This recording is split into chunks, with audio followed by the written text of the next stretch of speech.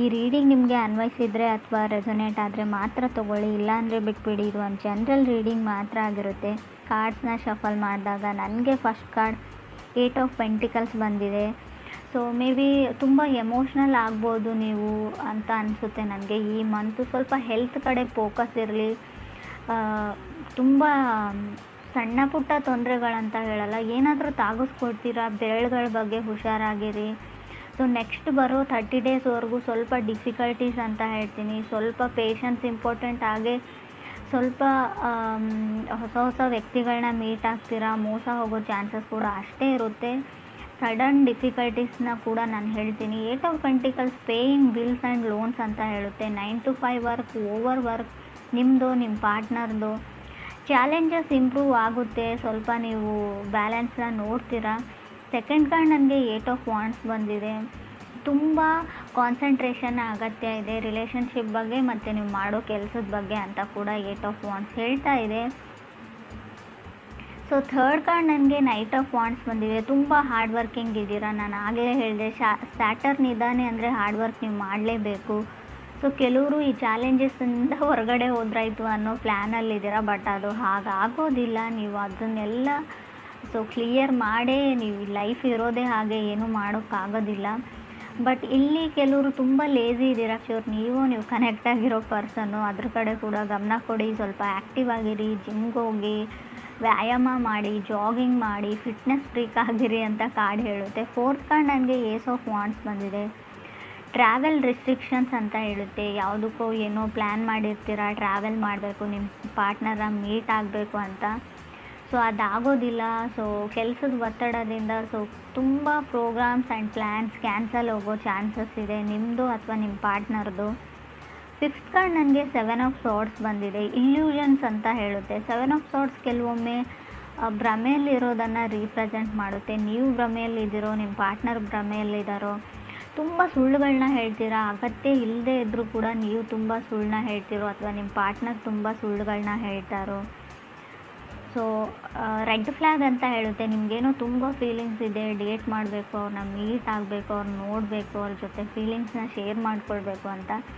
But ನಿಮ್ಮ ಪಾರ್ಟ್ನರ್ದು red flag ಇದೆಯೋ, ನಿಮ್ಮದು ರೆಡ್ ಫ್ಲ್ಯಾಗ್ ಇದೆಯೋ, ತುಂಬ ರಿಸ್ಟ್ರಿಕ್ಟಿವ್ ಇದ್ದಾರೆ, ಅವರು ಓಪನ್ ಅಪ್ ಆಗ್ತಾ ಇಲ್ಲ, ಅವ್ರ ಫೀಲಿಂಗ್ಸ್ನ ಶೇರ್ ಮಾಡ್ಕೊಳ್ತಾ ಇಲ್ಲ ಅಂತ ಅನಿಸುತ್ತೆ. ಸಿಕ್ಸ್ ಕಾರ್ಡ್ ನನಗೆ 7 ಆಫ್ ಕಪ್ಸ್ ಬಂದಿದೆ.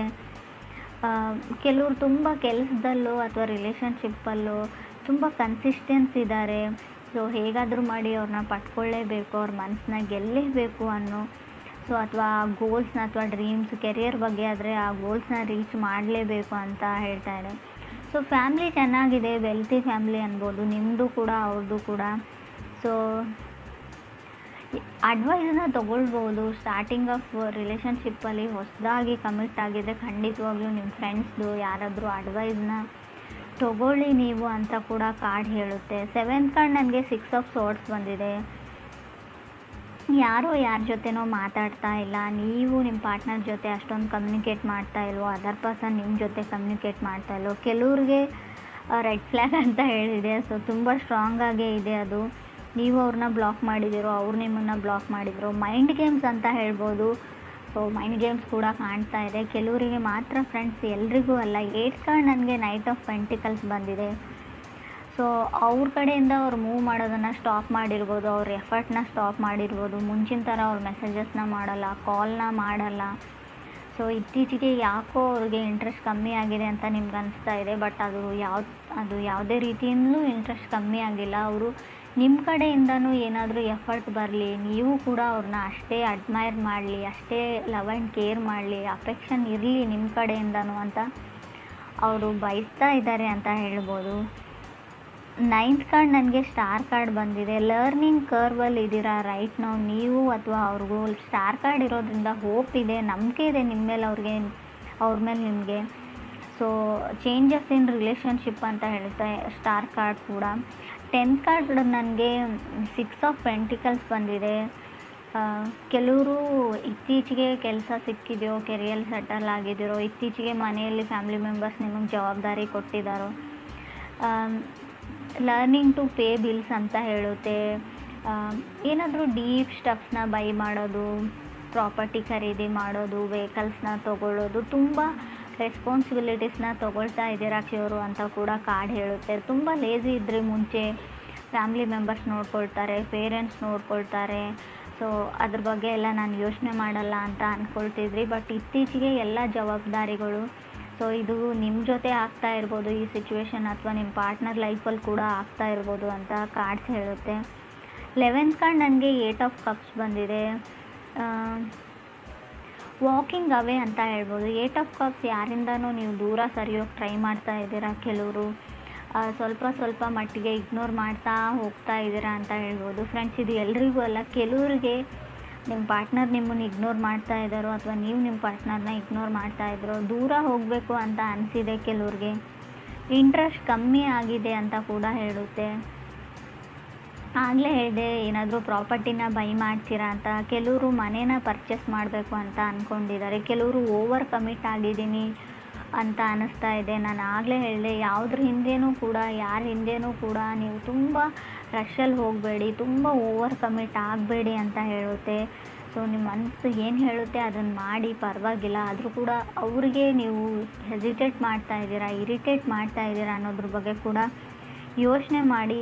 ಸ್ವಲ್ಪ ಸ್ಟಾರ್ಟಿಂಗಲ್ಲಿ ಸ್ವಲ್ಪ ಪೇಷನ್ಸ್ ಇಂಪಾರ್ಟೆಂಟ್ ಆಗುತ್ತೆ. ಅವ್ರನ್ನ ನೀವು ಅರ್ಥ ಮಾಡ್ಕೊಳ್ಳೋಕೆ ಟ್ರೈ ಮಾಡಿ, ಅಥವಾ ನೀವು ಅವ್ರು ನಿಮ್ಮನ್ನು ವೈಸ್ ವರ್ಸ ಅಂತ ಕಾರ್ಡ್ ಹೇಳುತ್ತೆ. 12th ಕಾರ್ಡ್ ನನಗೆ 2 ಆಫ್ ಸಾರ್ಡ್ಸ್ ಬಂದಿದೆ. 13th ಕಾರ್ಡ್ ಏಸ್ ಆಫ್ ಸಾರ್ಡ್ಸ್ ಬಂದಿದೆ. ಸೊ ಅವ್ರು ಯಾಕೋ ಮಾತಾಡ್ತಾ ಇಲ್ಲ ನಿಮ್ಮ ಜೊತೆ ಅಂತ ಅಂದ್ಕೊಳ್ತೀನಿ ನಾನು. ನಿಮ್ಮ ಪಾರ್ಟ್ನರ್ ನಿಮ್ಮ ಜೊತೆ ಮಾತಾಡ್ತಾ ಇಲ್ಲ. ಸೊ ತುಂಬ ಸೇಫ್ ಗೇಮ್ ಆಡ್ತಾರೆ ಅವರು, ಸೇಫಾಗಿರೋಕ್ಕೆ ಟ್ರೈ ಮಾಡ್ತಾರೆ.